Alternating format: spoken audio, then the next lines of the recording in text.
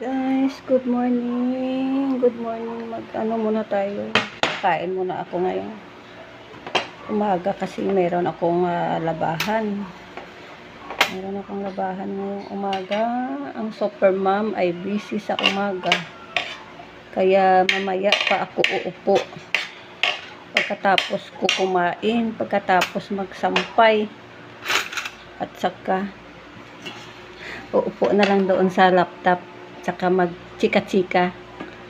Ayan, kakain muna ako guys. Saglit kasi maglalaba ako.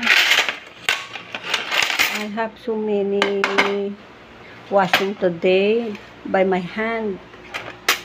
So, I use my hands only for my washing because my washing machine is already broke. Ayan, kain muna tayo guys. Bago magtrabaho para mayroon tayong energy, yung ating lakas. Kailangan natin ng kanin ngayong araw kasi marami akong gagawin. Yung aking dalawang anakis ay online class.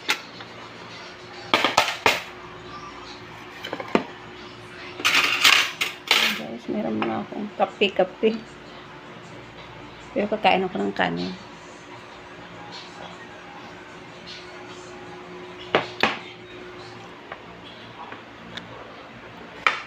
Hirap naman ito kumuha ng video.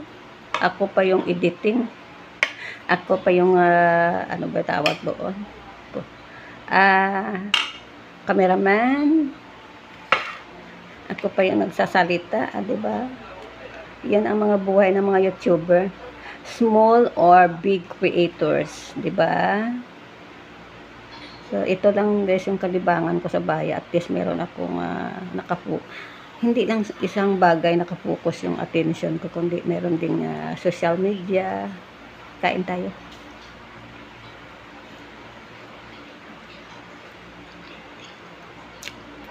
Kahit sa bahay lang tayo, at least meron tayong friends, Facebook and YouTube. At least hindi na tayo magmarites dyan sa kapitbahay kaysa sa magpunta-punta ka dyan sa mga kapitbahay at saka magchika-chika. Doon ka na lang magchika-chika sa YouTube o kaya sa Facebook. Yan, ganyan yung aking daily routine guys as a full-time mom, full-time mom, full-time wife, housewife. Ganyan ang trabaho ng nasa bahay lang, pabalik-balik ang trabaho. At least hawak ko yung oras ko. 'Di ba? 'Di ba, YouTubers, Facebook.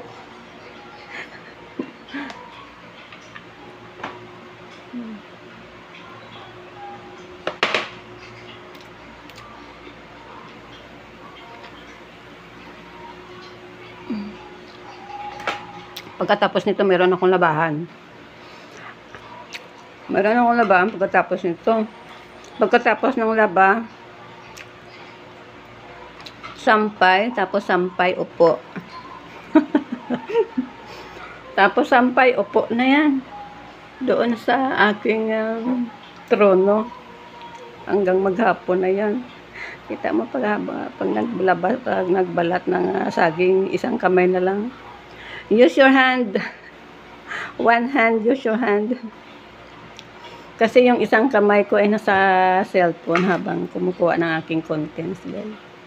So this morning, ito lang ang aking content. Lagi naman nakikita na ganito ang aking content araw-araw. O mga pala, sa mga hindi nakakaalam, si Panther pala ang aking pusa, nawala na. Kaya wala na akong kasama sa labas magwalis-walis. Ayan guys, kain muna ako.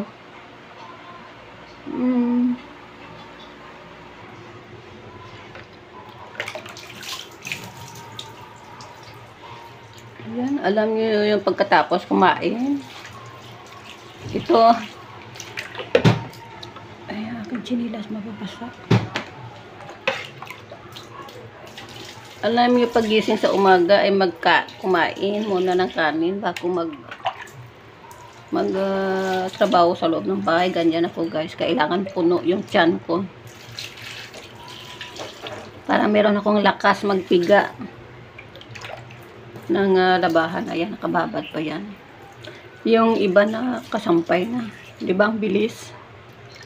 Kapag full up yung tiyan mo sa pagkain, ay yung energy mo ay nandiyan.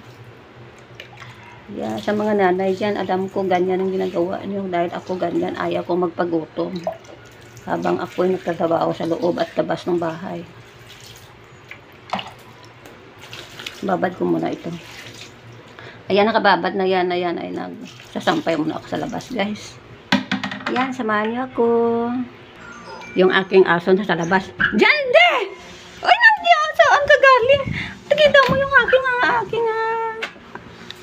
nakalabas yan. Nakalabas kasi nagsampay ako, guys.